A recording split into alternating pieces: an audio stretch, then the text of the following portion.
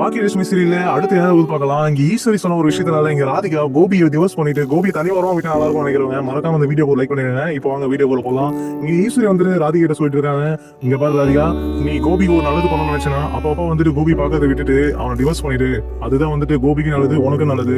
என் பையன் கோபி எங்க கூட இருக்கிறது எனக்கு நல்லது. அவன் வந்துட்டு உன் கூட இருந்தான் அப்படின்னா அவன் நிம்மதி இருக்காது. நான் தயவு செய்து உன்னை கையெழுத்து கொண்டுக்கிறேன், நீ கோபி டிவோர்ஸ் பண்ணிடு அப்படிங்கிற மாதிரி ஈஸ்வரி ராதிகா கிட்ட சொல்லும். இந்த விஷயம் கேட்டோடனே ராதிகாக்கு ரொம்பவே அதிர்ச்சி ஆயிடுது. ஒரு சில ராதிகா ரொம்பவே கஷ்டப்பட்டு பேசுறாங்க. எதுக்கு இப்படியா பேசிட்டு இருக்கீங்க, அவர் என்னோட புருஷன், அவரை பாக்குறதுக்கு எனக்கே உரிமை இல்லையா அப்படிங்கிற மாதிரி இங்க ராதிகா கேட்கும். இந்த பக்கம் ஈஸ்வரி வந்துட்டு, இங்க பாரு, என் பையனுக்கு வந்துட்டு உங்ககிட்ட பேசுவோம் அங்க வந்து இருக்கோ சுத்தமா பிடிக்காது. அவனுக்கு இங்க இருக்க இனியா சரி இங்க இருக்க வீடு தான் அவனுக்கு பிடிக்கும். அதனால வந்துட்டு அவன் வாயில வந்துட்டு உனக்கு பிடிக்கல சொல்றதுக்கு முன்னாடி நீ அவன் டிவோர்ஸ் பண்ணிடு அப்படிங்கிற மாதிரி இங்க ஈஸ்வரி ராதிகா கிட்ட சொல்றாங்க.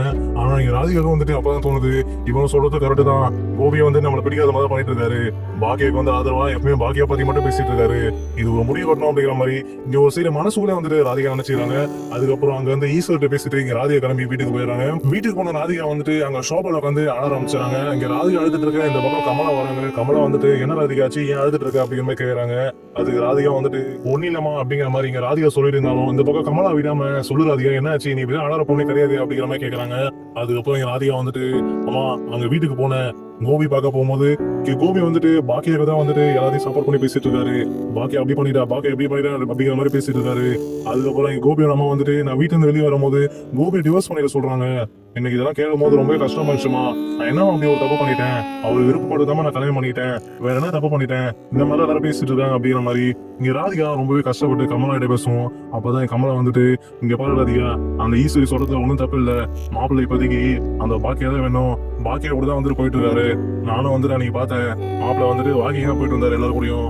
இது எல்லாத்தையும் வச்சு பார்க்கும்போது இதுக்கு முன்னாடி மாப்பிள்ளை இங்க வர மாட்டேதான் தோணுது எனக்கும். நானும் உனக்கு ஒண்ணு சொல்றேன் ராதிகா, நீ வந்துட்டு மாப்பிள்ளை டிவோர்ஸ் பண்ணிட்டு இதுக்கு முன்னாடி வந்துட்டு மாப்பிள்ளை நம்ம கூட வருவார் அப்படிங்கிறது எதிர்பார்த்தோம் அப்படின்னா அது முட்டாள்தனம் தான் அப்படிங்கிற மாதிரி கமலா சொல்லுவோம். அதுக்கப்புறம் ராதிகா எதுவுமே சொல்லாம அழுதுட்டே இருக்காங்க. அம்மா நான் எப்படிமா பண்ண முடியும், எனக்கு கோபியை பிடிக்குமா, நான் கோபியை பிடிச்சதாம கல்யாணம் பண்ணேன், ஆனா அவரே வந்து கடைசி அப்படி பண்ணும்போது தான் எனக்கு ஒன்னும் பண்றது புரியல அப்படிங்கிற மாதிரி சொல்லுவோம். இந்த பக்கம் கமலா சொல்றாங்க, இல்ல ராதிகா இப்போதைக்கு அப்படிதான் இருக்கும், நீ அவரை டிவோர்ஸ் பண்ண மாட்டேன்னா அவன் நல்லது. அது மட்டும் இல்லாம சும்மா போயிட்டு நம்ம அந்த வீட்டுல மாப்பிள்ளை பாத்துட்டு வர முடியாது, அவருக்கு யாரா இருந்தா அவரே கிளம்பி வந்துருப்பாங்க. ஆனா அவரும் வர மாதிரி தெரியல. அங்க போனோம் அப்படின்னா அந்த ஈஸ்வரி அவ்வளவு கேவலப்படுத்துறா, அசிங்கப்படுத்துறா, அவ பேசுறதா வந்துட்டு காதல கூட வாங்க முடியல, அந்த மாதிரி பேசுறா, இப்படிலாம் அசிங்கப்பட்டு நான் போய் பாத்துட்டு வரணுமா, எப்படியோ போட்ட ஒருத்தர் நம்ம தேவையில்லை ராதிகா அப்படிங்கிற மாதிரி இங்க கோபிகிட்ட இருந்து ராதிகாவை எப்படியாவது பிரிச்சணும் அப்படிங்கிற மாதிரி ஒரு வழியா இங்க கமலாய வந்துட்டு ராதிகாவோட மண்டையை கழுவிட்டு இருக்காங்க. இப்போ வந்துட்டு இங்க ராதிகா என்ன சொல்றது தெரியாம அழுதுட்டே இருக்காங்க. அதுக்கப்புறம் தான் இங்க கமலா இன்னொரு விஷயம் சொல்றாங்க, இங்க பாரு ராதிகா, நமக்கு மைய வந்துட்டு இருக்கா, அவரோட வாழ்க்கையும் வந்து நம்ம பாக்கணும், அதனால வந்துட்டு உனக்கு விருப்பம் இருந்தா உனக்கு பிடிச்சிருந்தா அப்படின்னா நீ இன்னொரு கல்யாணம் கூட பண்ணிக்கோ அப்படிங்கிற மாதிரி இங்க கமலா சொல்லுவோம். இதை கேட்ட உடனே ராதிகாக்கு செம கோவம் வந்துருது. இங்க கோவப்பட்ட ராதிகா வந்துட்டு, அம்மா நீ என்ன பேசுற, நீ என்ன பார்த்தா உனக்கு எப்படிமா இருக்கு, என்ன பார்த்தா மனுஷ தெரியல உனக்கு, ஏன் ஏற்கனவே ரெண்டாவது தரமா ஒருத்தர் கல்யாணம் பண்ணி இவ்வளவு கஷ்டப்பட்டு இருக்கேனே, அதெல்லாம் வந்து நீ பாத்துட்டு தான் இருக்க, திரும்பி நான் போயிட்டு இன்னொரு கல்யாணம் பண்ணி அங்கேயும் கஷ்டப்படணுமா, இதெல்லாம் எனக்கு தேவையில்லாமா, நீ தேவையில்லாம பேசிட்டு இருக்க, நீ முதல்ல இந்த விஷயத்தை அப்படியே விடு, நான் பாத்துக்கிறேன், நீ வந்து என் வாழ்க்கையை நீ தாயிடாத, உன் வேலை என்னமோ அதை மட்டும் பாரு அப்படிங்கிற மாதிரி இங்க ராதிகா ரொம்பவே கோவப்பட்டு பேசுறாங்க.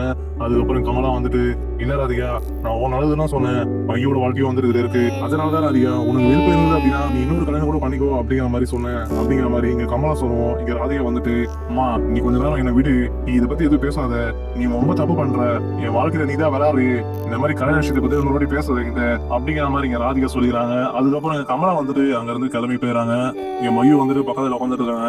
அம்மா அழதம்மா, ஏமா அழற, நான் வேணா போயிட்டு டேடி கிட்ட பேசட்டுமா அப்படிங்கிற மாதிரி இங்க மையு ராதிகா கேட்கும். இங்க ராதிகா வந்துட்டு, இல்லம்மா மையு நீ போய் பேசாத, நீ பேசினா மட்டும் ஒரு கேட்டுக்கோ போறோம் அப்படிங்கிற மாதிரி இங்க ராதிகா வந்துட்டு மையு கிட்ட சொல்லுவோம். இங்க மையு வந்துட்டு, இல்லம்மா என் டேடி கிட்ட பேசி ஆகணும், நீ டெய்லி வந்துட்டு இந்த மாதிரி கஷ்டப்பட்டு பார்க்கும்போது எனக்கு கஷ்டமா இருக்குமா, நான் வேணா போய் டேடி கிட்ட பேசுறோமா என்ன வீடு அப்படிங்கிற மாதிரி சொல்லுவோம். இந்த பக்கம் ராதிகா என்ன சொல்றது தெரியாம ஒரு மாதிரி அமைதியா உட்காருவோம். இந்த பக்கம் மையு வந்துட்டு நேரம் கிளம்பி பாக்கியா வீட்டுக்கு போறாங்க. பாக்கியாவோட வீட்டுக்கு போன மையு உள்ள போகும்போது அங்க சோபால வந்துட்டு இனியாவும் ஈஸ்வரி உட்காந்துட்டு இருக்காங்க. அப்பதான் இங்க மையு வந்துட்டு உள்ள வரும்போது ஈஸ்வரி பாத்துறாங்க. இப்ப நீ எதுக்கு உள்ள வர அப்படி கேட்கும் போது நான் டேடியை பார்க்கணும் அப்படிங்கிற மாதிரி இங்க மையு சொல்றாங்க. அதுக்கப்புறம் இனியா வந்துட்டு, டேடி உள்ளதா இருக்கா அப்படி சொல்லுவோம். அதுக்கப்புறம் ஈஸ்வரி வந்துட்டு இனியா நீ என்ன பண்ற இப்ப எதுக்கு அவளுக்கிட்ட அங்க சொல்லிட்டு இருக்க பூபி இருக்கிற விஷயத்தெல்லாம் அதெல்லாம் சொல்லாத. அவளுங்க 2 பேரும் அந்த ராதிகாவும் கமலும் வந்து போய் எதுவும் முடியல அப்படின்னு வருஷம் இந்த குழந்தைய விட்டு வந்துட்டு பார்க்க சொல்றாங்களா, அதனாலதான் வந்துட்டு இந்த பொண்ணு கிளம்பி இங்க வந்திருக்கு அப்படிங்கிற மாதிரி ஈஸ்வரி சொல்றாங்க. அதுக்கப்புறம் இதெல்லாம் காதல வாங்க மையம் வந்துட்டு டேடி பார்க்கணும் அப்படின்னு சொல்லுவோம். இந்த பக்கம் இனியா வந்துட்டு ஒரு வழியா டேடி வந்து ரூம்ல தான் இருக்காங்க அப்படின்னு சொல்லிடுறாங்க. அதுக்கப்புறம் இங்க மையம் வந்துட்டு நேரா கோபி இருக்கிற ரூமுக்கே போறாங்க.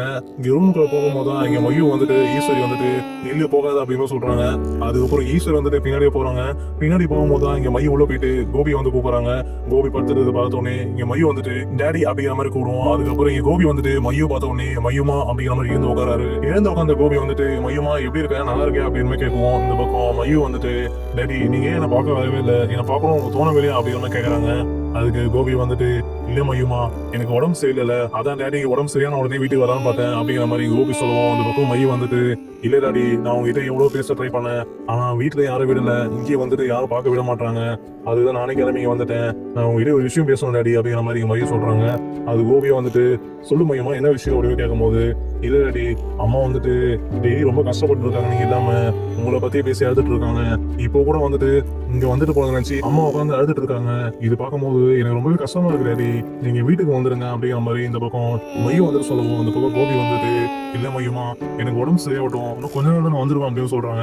அதுக்கு மையம் வந்துட்டு எதுவுமே சொல்றது கேட்காம இல்ல டாடி இப்பவே வாங்க, நீங்க இப்பவே வந்துட்டு அம்மா வந்துட்டு சமாதானப்படுத்தியாச்சும் போங்க வீட்டுக்கு வாங்க அப்படிங்கிற மாதிரி இங்க மையம் கூடுவோம். இந்த பக்கம் வேற வழி இல்லாம கோபி வந்துட்டு கிளம்பி மைய கூட போறாரு. அவன் போகும்போது தான் இங்க ஈஸ்வரி வந்துட்டு கோபி போகாத அப்படின்னு சொல்லுவோம். இங்க கோபி வந்துட்டு இல்லம்மா அப்படின்னு நான் பாத்துட்டு வரேன் அப்படின்னு சொல்லிட்டு இங்க மைய கூப்பிட்டு கோபி வந்துட்டு கிளம்பி வீட்டுக்கு போயிட்டு இருக்காரு. ராதிகா வீட்டுக்கு போகவே மாட்டேன் சொன்ன கோபி வந்துட்டு இப்ப மையோட பேச்சால வந்துட்டு மைய கூப்பிட்டதால இங்க கோபி ராதிகா வீட்டுக்கு வந்துட்டு கிளம்பி போயிட்டு இருக்காரு மைய கூட. இப்ப பொறுத்து வந்து பார்க்கலாம் இங்க மையுக்காகவும் மைய வந்துட்டு இந்த அளவுக்கு கஷ்டப்பட்டு பேசினாலே அப்படின்னு யோசனம் இங்க கோபி வந்துட்டு ராதிகா வீட்டுல ராதிகா கூட இருந்தோம் அப்படிங்கிறதையும் இல்ல அப்படின்னா இங்க பாக்கியா வீட்டுக்கு கிளம்பி போயிட்டு வரா அப்படிங்கிறதையும் பொறுத்து வந்து பார்க்கலாம்.